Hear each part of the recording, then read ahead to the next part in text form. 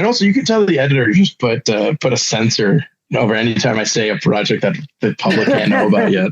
I'll be talking and be like, "Oh yeah, when we're going through the trilogy," and then just go, "Hey, you can't tell people about that." You think I'm going to put that much effort into editing these?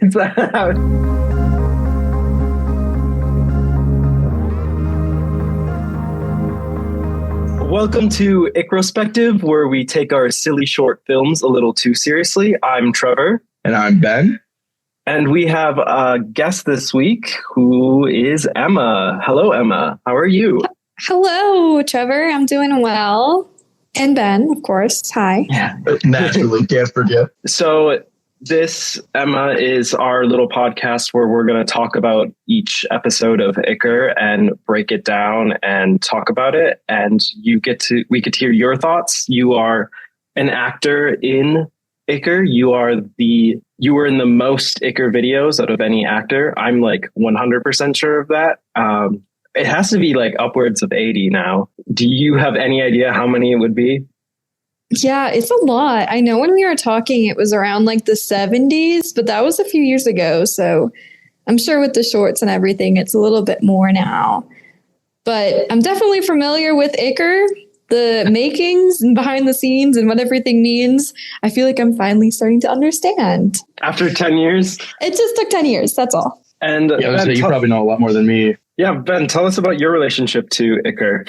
Mine is a lot briefer than that. I think I've been in less than 10 of these beauties projects. Started back in college. I think my junior year is when I started with the Fountain Scene. And I came back for about 2 more, I think. And then we were in, I was in a short, and I've been in the Icker in Blank trilogy. So I've had a very brief connection to the spanning project.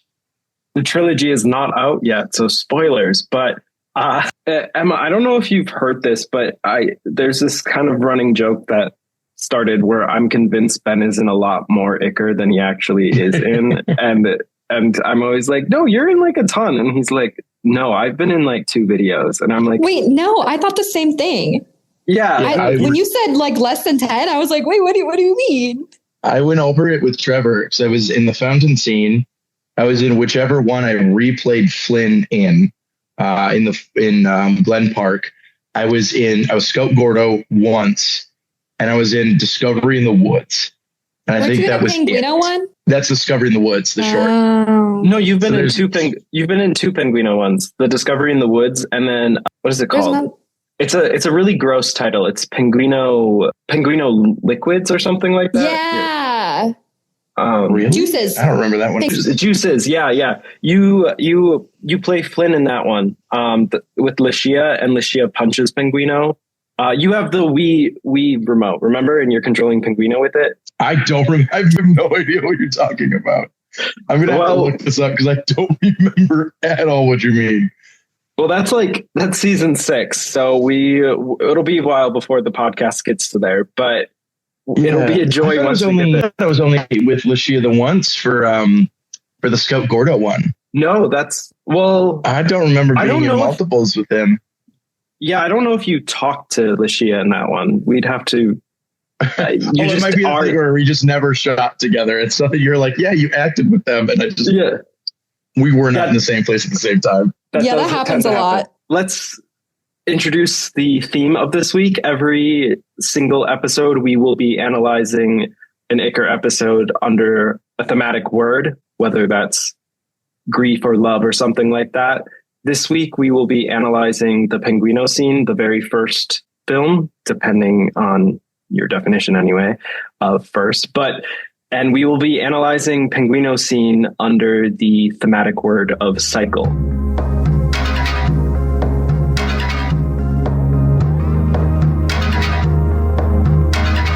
For our next segment, to recap all of our viewers, we're going to try to recap what happens in Penguino Scene. So, Ben, do you want to explain to us what happens to the best of your ability? I can do a brief explanation. So we open on 3 young adults walking through the woods who run into a 4th young adult who is clearly scared. when they ask why, they say, well, Penguino's nearby. Cue about 30 seconds of gasping as they all realize the dread of the situation before Penguino reveals itself in its majestic glory, attacking one of these young adults before one of our party pulls Penguino off and asks, "Why are you killing everyone again?" Before saying, "It's all right, it happens," smiling and walking away from the camera. Is there anything you want to add, Emma, that you feel as though Ben missed? There was some soda slurps, very important. And fainting. Yeah, lots of fainting. Yes. And mud. There was mud. Ben does not know about that. We will talk about that later. Yeah. What was I going to say? Oh, so to bring some context that comes with later videos, but I think will be helpful with Ben. Emma should know most of this, but Emma's character in this video, her name is Krista. My character's name is Landon. The person who is like apathetic and picks up Penguino at the end, her name is Tiffany. And then the scared one, her name is Summer. So it's Krista, Landon, Tiffany, and Summer. I also have canonical last names for them. Krista and Landon, their last name is Fleur because they're siblings. Tiffany Valdez and Summer Carmichael because I'm obsessed with random bits of lore. Yeah. I'm going to need you to write that down for me so I can get that after this. Okay, I can. I want to know this. I can actually type it in the chat. Well, Emma, tell us about a memory you have from behind the scenes with Penguino Scene. All right. So this was the first video that I was ever in. I'm pretty sure that I filmed with you, and we had just reconnected after losing each other for a few years when you moved. And I reached back out to you and you're like, "Yeah, I'm filming videos now." And I was like, "Whoa, what? I'm an actor." And it was just perfect. So you're like, "Okay, wear something I think you said something that has some colors on it." And I wore some white pants and this little flowery sweater. And you didn't tell me that I was going to be falling, and you wanted me to fall multiple times into the mud, into out of all of the places in the entire park. You were like, "No, right here in this big muddy patch, I want you to fall." And don't worry, it's not like you're wearing white pants. You couldn't have been like, "Hey, maybe don't wear white pants." No. So our compromise was that I fell on top of you so that you would get the bulk of the mud on your pants. And then when the other thing happened where you fainted, I was like, "I'm not going to faint for that one. That's all you, buddy." I totally forgot about all of that. That explains why you fall on me. I thought it was just a silly joke that we do. Oh, Nope. That's super funny. Nope, that was it. It was because I was literally wearing white pants. I don't know if it was after Labor Day, but I was just a child. So we're still learning. I don't know if you remember this, but we had actually filmed some stuff before this because I don't remember. I feel like this will jog your memory, but the whole part where I'd connected with you and let's make film was true, but it wasn't for Penguino initially. What we were doing was we were making a film called Coterie. Yeah. And that has never seen the light of day, but No. Elements of it are throughout Icker. I just recycled a lot of the plot points of the film. I had been really wanting to make a film and I was itching to do it. And the reason why Penguino exists and why all of Icker exists is because one day a bunch of people couldn't show up to set. And so we just got together and we were like, "Okay, let's film something." And we filmed Penguino. There's a whole other slew of things that I could go into of why Penguino exists, but that's why this filming day happened. Fun fact. To bring you into this, Ben, do you remember your first time watching Penguino or the first time I introduced you to Icker, perhaps? I don't really know so much about the first time I watched Penguino. I don't remember that specifically. I'm trying to remember when I got introduced to it. So I feel like it must have been on a dorm TV and you're like, "Hey, watch these videos I made." I feel like the thing is I have no concrete idea of when the first viewing experience was. I could not tell you. I don't even remember like introducing you or inviting you to Iker. Like I remember inviting Jan, for example, but I don't remember how you ended up involved with it. It must have been when we were in Midsummer's Night's Dream, probably, where I was just like, you act, let's do this. I think it stemmed from that because when the first one I was in the fountain scene, I remember that was in Ames. It was in the Ames like lobby. And I think it was because we were all there a little early for whatever reason. Either I was in OTL or something. Because I know the first thing I remember filming, and maybe I'm getting this wrong, was with Jan and Sam. Maybe I'm thinking of something else. When they were fighting over what the, I don't think they were fighting over the bottle, but they were fighting over something. I think Jan was one of the Eliases. Yes. And then, no. Is that something else? No. Who was he? Well, let's get to that when we get there. He was. Okay, I was like, that's my first experience that I can remember about that. But I remember filming the fountain scene in Ames in one of the pods. And I was given a very brief description, I think, of, hey, this is your character. No direction for costume. So there's a nice big branded Culver's hoodie throughout the whole episode. And then you were like, here, wear this crown. I hope it fits. And it did. It did, for the most part. I love that. I do remember making that crown with Yana, but we can dive into that more when we get around to the fountain scene.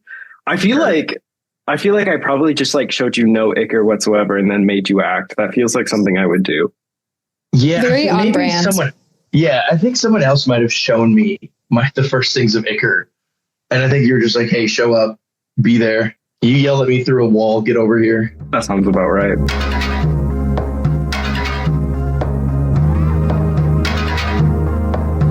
Let's move on to the next segment of this podcast.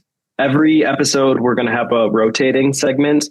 And this episode, we're going to do a segment about the MVP of the episode, where we each pick out something that we felt stood out, whether that's an actor, scene, prop, object, or whatever else. And we talk about why we felt it stood out and so on. So Emma, who is your MVP of the episode? Okay, so my MVP of the episode. Are you ready? I'm ready. Let's hear it. All right. It is the arm that pushes Penguino out from the V tree. Tell me why. Why is this your MVP pick? This is my MVP because it was truly exceptional. The way that Penguino spun, the height, the angle, and it really just introduces the idea that Penguino is something that you should be scared of, because I was petrified. Watching that, I was like, oh my goodness. Do you remember why the arm is in the shot at all? I do not. Well, I wanted Penguino to just launch out of the tree, but for the life of me, I think it's me who's pushing it out of the tree. I think it's your arm. Yeah. For the life of me, I could not get it to do what I wanted it to do because it was already like on the trunk. So I couldn't just like back up and then throw him. At least the perfectionist in me did. I guess I could do it. There's nothing good about the way anything else is edited in this video, but I couldn't get it. And then I was trying my best to hide my hands. I'm pretty sure it was me.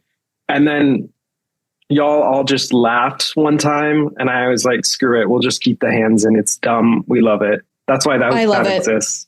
Yeah. It's my MVP, Trevor. So. Okay, Ben, what is your MVP of the episode? My first thought was going to be the arm, because the throw, the fact that it got you was spectacular. And the thing is, I'm pretty sure from the reverse shot that it is not the same throw, especially since it is allegedly your arm doing the throwing. But I think my MVP, I wanted to say, and my second thought was the soda cup, because I think it adds a lot of character. It immediately defines kind of the Iker attitude of here's just a prop showing out of nowhere, which adds some characterization. But I think I'm going to extend it not to the soda cup, but to Tiffany.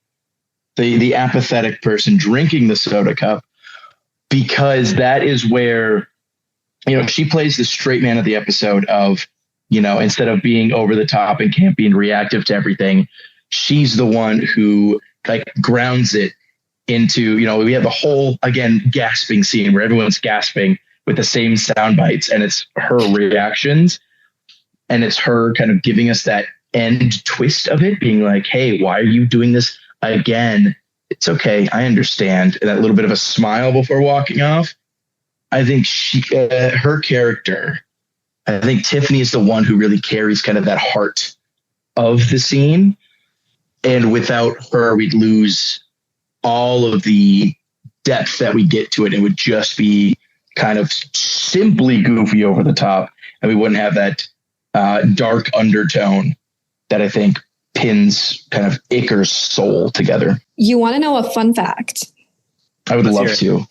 I suggested that Emily use the soda cup during that scene because Emily was like, I don't know what to do. And Trevor was like, do something.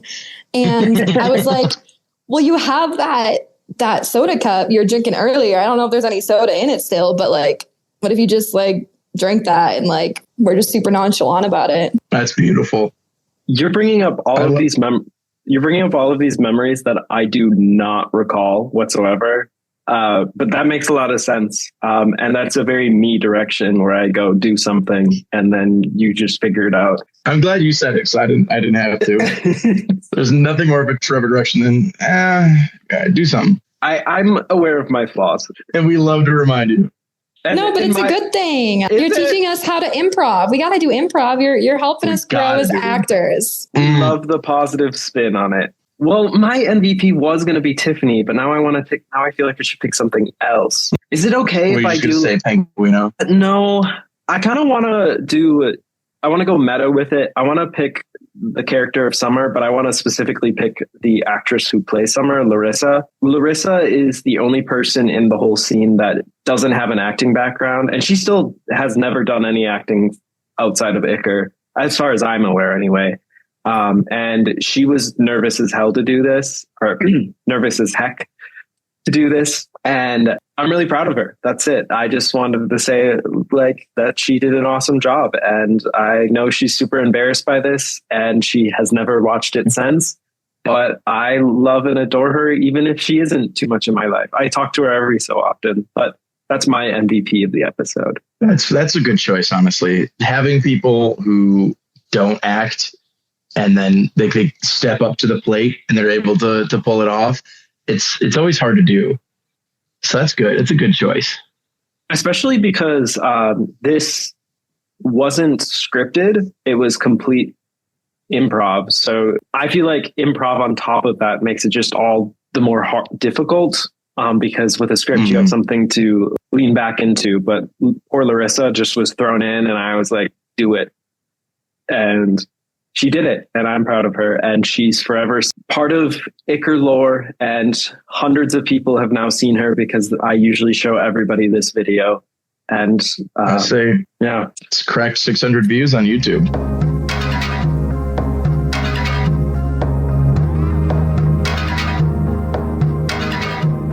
Okay, let's transition into the meat of the episode, which is the thematic analysis.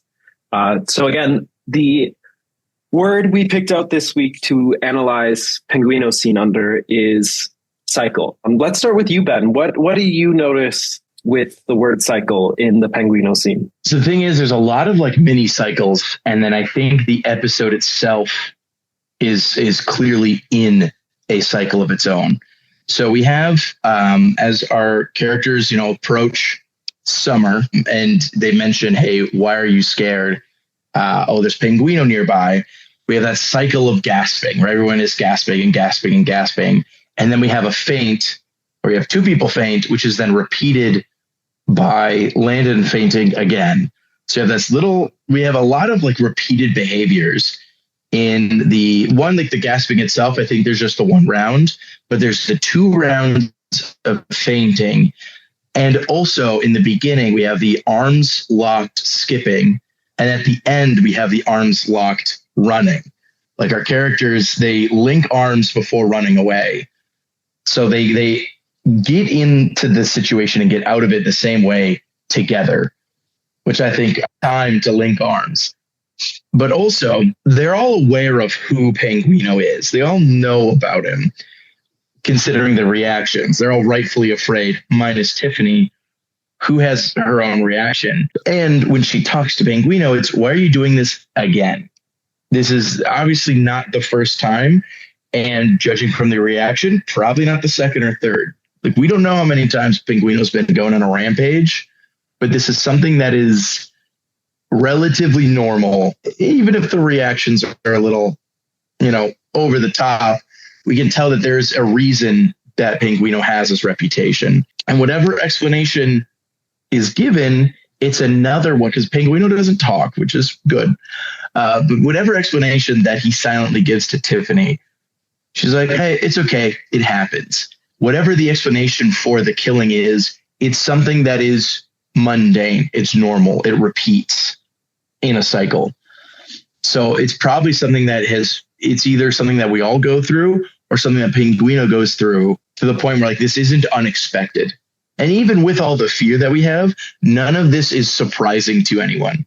The only thing that might be surprising is that he's here now, but otherwise the behavior, the attack, all of that is expected. So like we're catching these characters in the middle of something that it's been going on for Lord knows how long. And in all likelihood, it's going to happen again. Yeah, I wanted to say that's something I kind of to some of your last point. That's something I noticed on this rewatch, where I never really thought about it. I mean, I'm sure I thought about it when I first made it, but Summer and Krista at the end are super, whatever, it happened. And then they move on. And I get that Icar's like that, but it's super funny and interesting to think about the fact that they were all shocked and then it's nonchalant at the end. It does seem to imply like this is run of the mill Tuesday. Like this is just, it happens. And also something that I was thinking about, and I'd be curious to hear Emma's thoughts, since in this podcast, we're trying to take it as if everything is on purpose and by choice, and we take it seriously. I never thought about this as well. So Krista and Landon are siblings, right? Krista just leaves Landon in the end. Like, what do you make of that? But no, this happens though, because in another Penguino, Landon's just laying on the ground and then Krista shows up and is like, wow, what's wrong? So it seems like Krista doesn't really, I mean, obviously she cares about her brother, but it's kind of like survival of the fittest a little bit. Like, we don't got you, but not me today. Ugh. I also think like Krista and Landon are like super ditzy people. They are just, they have the attention span of a toddler. Whatever they're seeing in front of their face is what they focus on. You can tell from later videos, and I know we're just focusing on this one, that they truly care about each other, but like they also at the same time are completely oblivious to each other. And I think that's really fun.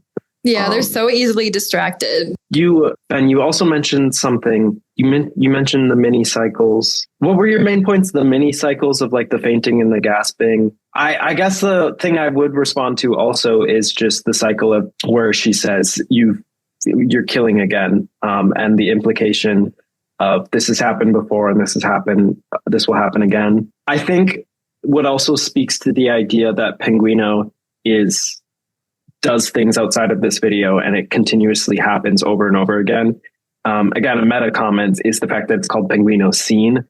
All of the original 111 Icar videos are called scenes, implying that they're part of something bigger, implying that they're part of this cycle of just this nonsense happening. But let's transition to Emma. What sort of cycle in Penguino do you want to comment on? So Ben hit all of my main points, but to expand on like the fainting, I think not even the fainting, but just the action of falling. Because if you count falling, Landon falls again in the end. So that's 3 times that Landon falls, which, cycle things 3 it's like a thing that happens repeatedly. And it's 3 times that Landon falls because of Penguino.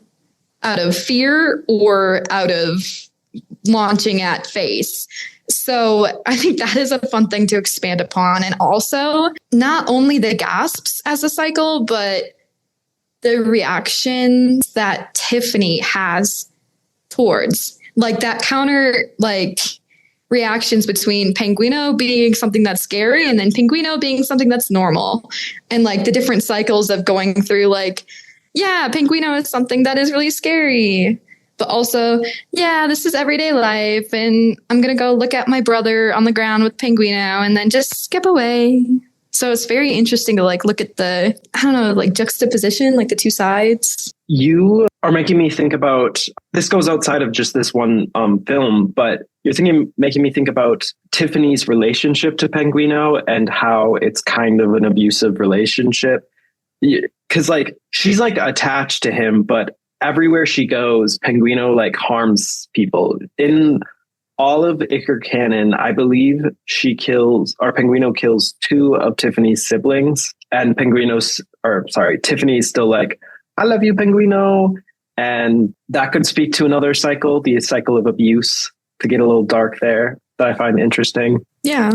Anything speaking to you, Ben, out of the conversation we're having? One thing that got brought up kind of earlier, speaking of the sibling relationship, is something that you kind of notice a lot, I think, through Iker, is I think it's a lot about the importance of friends over family. And I think it's something that you'll see a lot as you go through videos. A lot of the time, the bonds that hold more importantly and aren't exploited are friendships instead of familial bonds.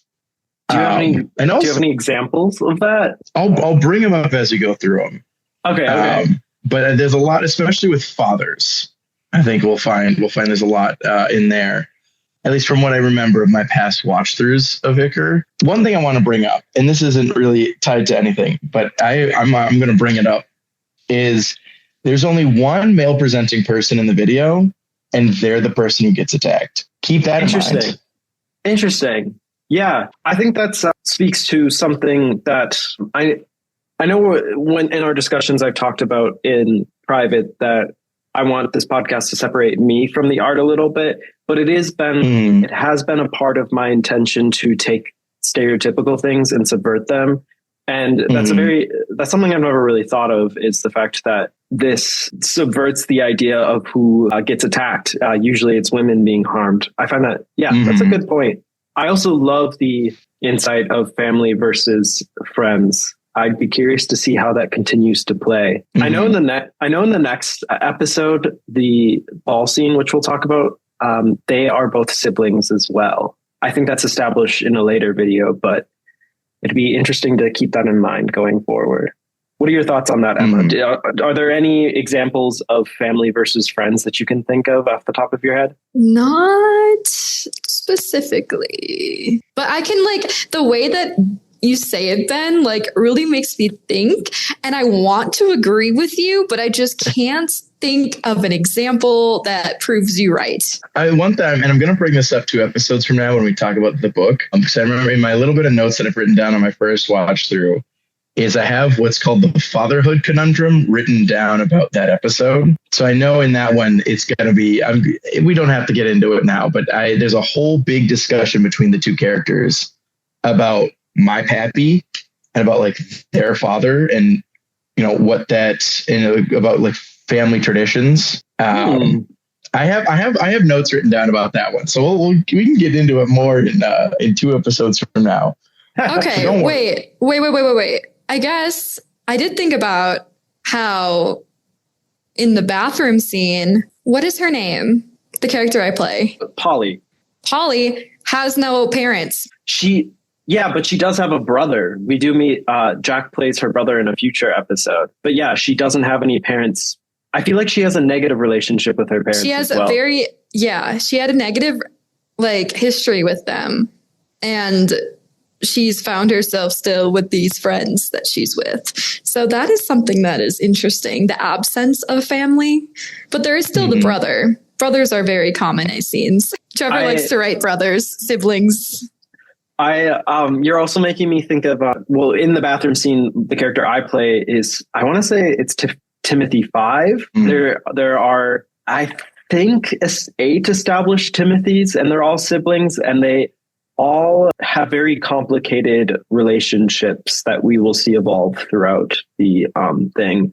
Other examples of, I know I'm not trying to jump too far into future episodes, but like other things that come to mind is Griffin Elias and Elias Griffin. They're like twins who hate each other and who are trying to harm each other. But then Elias Griffin, spoiler alert, dies, and Griffin Elias then tries to kill the entire world apart. And his Griffin Elias's enemy ends up being Timothy 1, ironically, who is another sibling. And Timothy 1 is played by Sam, who was also playing Elias Griffin. And there's this like visual parallel to the idea of Griffin Elias versus Elias Griffin, and now Griffin Elias versus Timothy 1. Wow, a lot of words. And I don't know where I'm going with it, but I've never really highlighted the idea of siblings, but it's cool. Other examples I'm thinking of that came to mind, which this greatly parallels the Penguino like saga, is the Master Weapon saga. Your character, Gemma, she's dating... No relation, by the way. Oh, yeah. Gemma, Emma, no just relation. Just a coincidence, you know. Yeah. It's a name that speaks to me. Yeah, Gemma's dating Oliver Orager, or aka Oliver Original is his nickname. And Oliver Orager has 2 other siblings, and which is Francis Orager, and there's so much. Why do I have all of this in my head? I don't remember the other Orager sibling, but I think all of the Oragers just go through separate trauma, and they all end up dying. Lots of death. Yeah, I can't wait till we get to Master Weapon. There's so much BTS for that. Is there?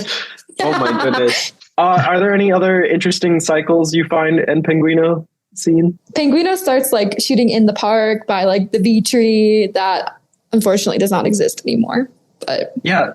Oh yeah, Ben knows that the Penguino tree is dead officially, so we will not be able to film there. I mean, we could film there, I suppose, but it won't Maybe have a funeral. Not gonna do Penguino's funeral at the stump. That was an idea that came to mind, but more on that in the future, I guess, for outside the podcast, outside of Icrospective. Yeah, that's a good thing that we could remark on. What is it the beginning of cycles of? It's the beginning of shooting at this park. It is the beginning of the Penguino cycle. It's the beginning of the Icar cycle of Tiffany. Lots of Tiffany, lots of Krista. What else? Is there anything else that it's like a beginning of? Well, you could say it's the beginning of Icar. Yeah, it's the start of the whole thing. Yeah, it is.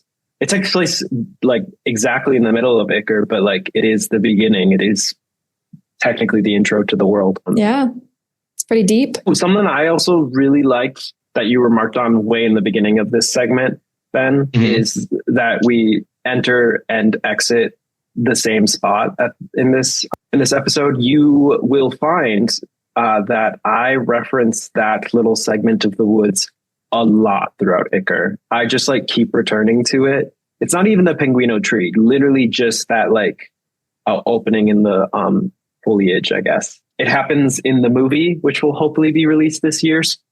No promises. Yeah.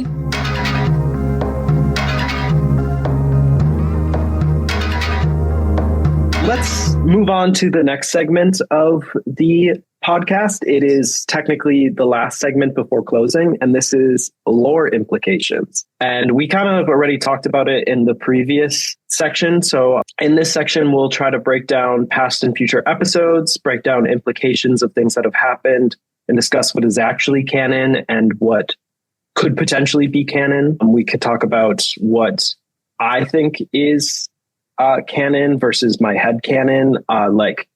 To me, canon is what happens in the episodes in the text itself, but head canon, even if it's from me, who the writer, director, whatever, I think head canon is stuff that isn't actually said or filmed in the text. So that was a lot of the word canon over and over again. Are there any interesting lore bits that you noticed upon watching this episode? So I've seen a little bit, and my Iker watching has been spotty through and through. So I don't know a lot. I think the next Penguino scene that I've seen is Baby Penguino. And I think those are the two that I've like sat down and watched. One thing to note is there's a lot of similarities between the two of them. There's 4 characters in both, excluding Penguino, and they're both set in the same time of day. Like they're both during daytime. And at least because Baby Penguino talks about the birth of Penguino and how you have these people preparing human sacrifice before, and one of them remarks that, Penguino's still hungry. And the thing is, I haven't seen, I think, far enough in the future to know. Trevor, there was something you told me once, and I don't know how real this is, about what Penguino is doing when it's attacking people. I do have an idea of what it is doing. Do you want to say? What you told me once is that Penguino was forcibly coupling with people's throats in order to reproduce. That is what I was told, and I don't know how much truth is in that. It is true. That you do end up seeing that in future videos. I forget. True. Yeah, I forget then that you haven't seen the majority of Iker, like if not like 5% of it. The Penguino does, in fact, for lack of better words, impregnate people. Something that I wrote in my notes. I guess I never talked about my notes of cycles, but I wrote that this introduces the cycle of being inspired by art, whereas like the entirety of the Penguino scene is a parallel to the Wizard of Oz, where it's Dorothy, the Scarecrow, and the Tin Man going in the woods, and they stumble across the scared lion. That's like what this is that is what this is recreating, in a sense. It is a reference to that. And then on top of that, the cycle of recreating art. Penguino is kind of a reference to facehuggers in the Alien saga, because facehuggers also do the exact same thing where they implant their fetuses within people. Though what happens to people in the Alien franchise is a lot more gruesome than what happens to people in the Penguino franchise. Only because you don't have the budget. Yeah. And what happens is funny. I'm excited for you to see how it goes down. That's actually, I look forward to when that happens within the canon and you get to finally see how Penguino reproduces. Yeah. Yeah, I love how you like have these ideas when you're writing and like you just give them such like a little artsy little spin on it. Like with the skipping, like Wizard of Oz, and like the Cowardly Lion, but instead of like being like, I'm scared, you like make a bolder choice and it's like, I'm petrified, and like petrified is like a cool word.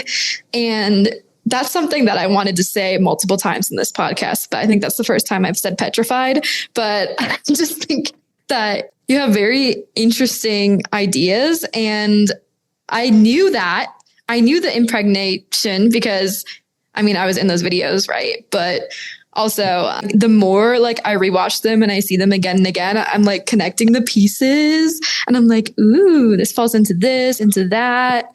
And like, I think it was Penguino Froth where Landon like has the egg, right? Yes. Penguino Froth is the video that shows the revelation that Penguino impregnates people. I believe in Penguino Froth 2 new penguinos are born.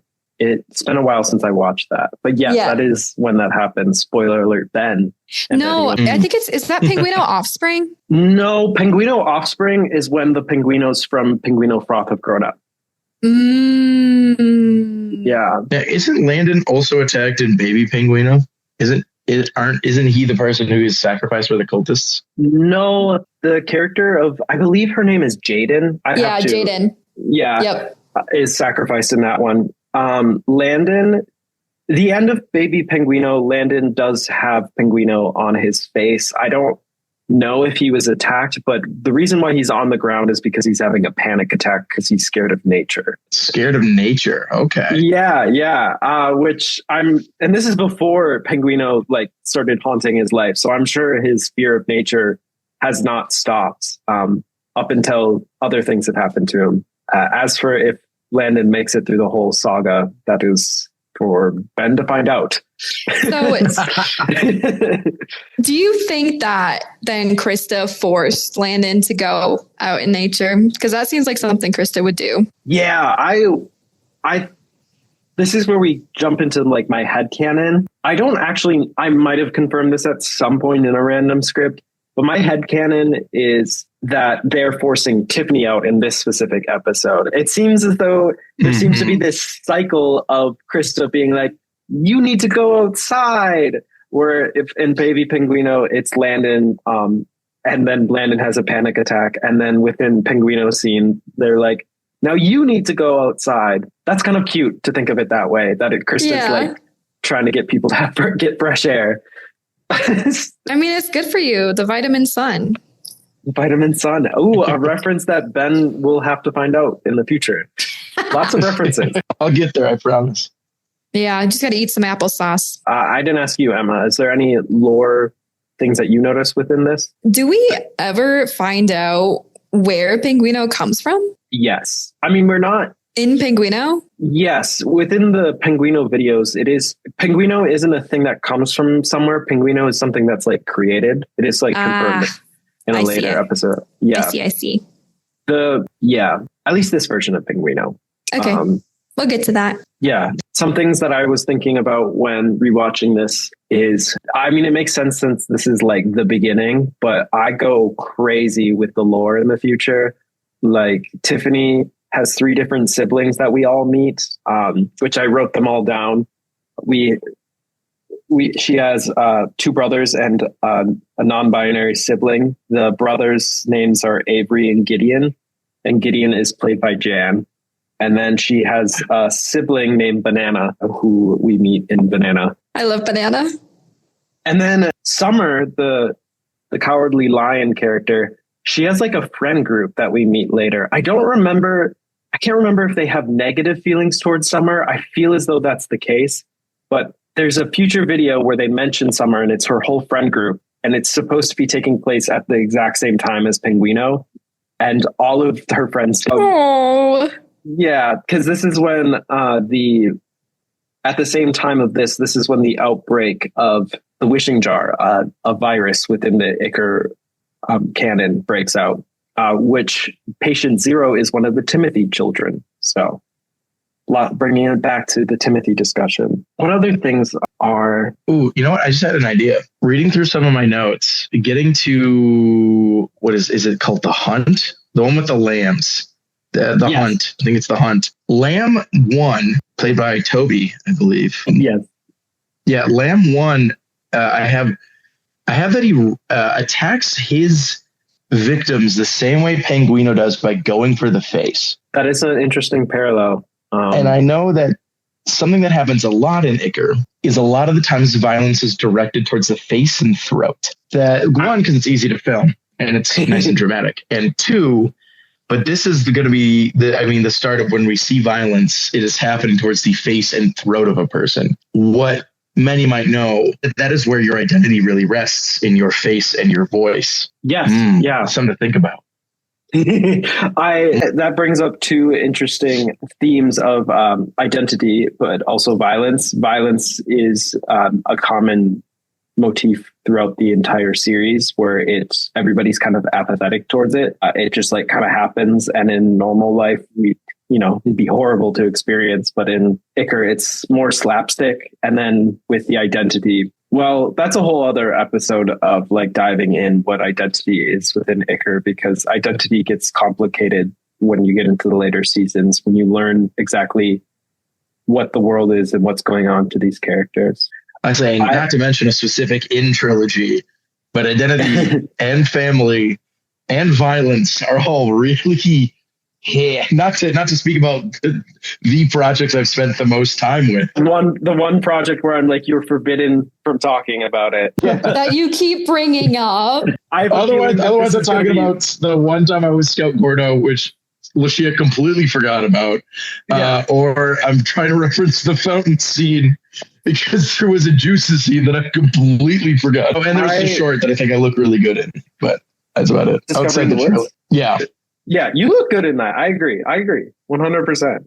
Yeah, Thank better you. than me. Some of those shots of the videos, like the picture that you choose to put on the cover of it, I'm like, I will never show this to anyone that knows me because I literally look disgusting, petrifying. There you go. I've explained this to you before, and I'll explain it a million times again, but it's clickbaity. It's clickbaity to see people make weird faces.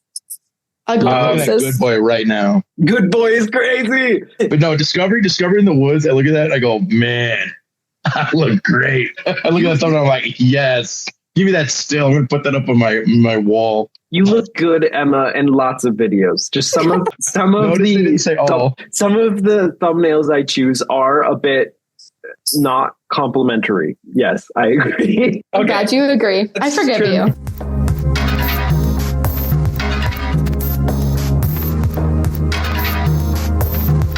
Let's transition to the last segment, which is the closing statement from our guest. Could you sum up this episode in one sentence? Yes, I will try. And I will not use the same sentence that you put underneath the video. Okay. I said I won't. I did see it and I went, that looks like exactly what Trevor wants me to say. But my summary is a Christmas penguin stuffed animal produces panic in the park to all who perceive it, apart from an unamused girl who picks Penguino up and ponders why Penguino must continue to kill. That is a lovely way to close this off. Thank you, Emma. Look at that alliteration. Yeah, lots of Penguino. Penguino. It's a cycle. Instead of still hear me, ghost. Penguino. Sorry. Unfortunately. Well, we're going to close things up. Is there any final remarks before we close off? I mean, this is the most commonly referenced, I think, episode / character, which I think it's very funny that it's not technically the first one. I think it's so great that even with everything, Penguino, iconic as he is not the first episode legally. And that's we're so far into it now that can never be fixed. I think that's something that is glorious.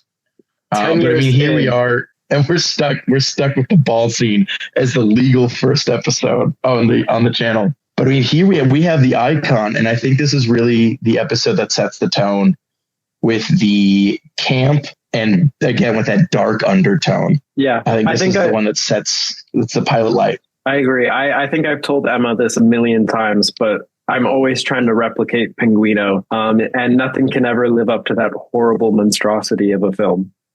Yep, Penguino will always be the first to me. You could even see it. I kind of laugh in one of the gasps because I'm like, this is the most outrageous thing I have ever acted in, but in the best way.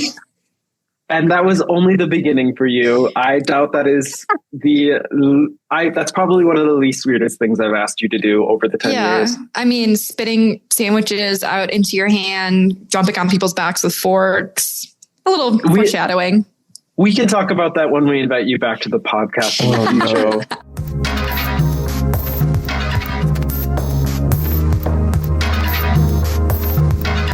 Alright, that's going to do it for today's episode of Ickrospective. Huge thanks to our guest today, Emma, and as always to my co-host, Ben. The music you heard in this episode was composed by Cameron Carter. Thank you, Cam, for your beautiful work. Our cover art was designed by Megan Bain. Thank you for supporting Icker all these years, Megan. And most importantly, thank you to our past and present patrons, 2 of which are on today's episode, Emma and Ben, as well as Reese Brockup, Candy Prector, Noah Seam, and Rin Anderson. Your support means the world. To our audience, thank you for listening. Remember to subscribe to Ickerate Films on YouTube and Patreon, and wherever else we choose to post. We'll be back soon with another episode where we'll talk about the ball scene under the lens of intimacy. Until then, remember to stay away from trees with penguins in them. Bye. Bye. Bye.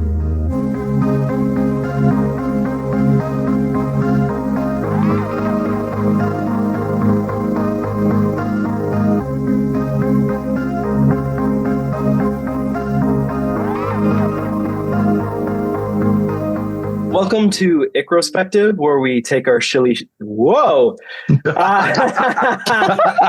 Okay. Chili.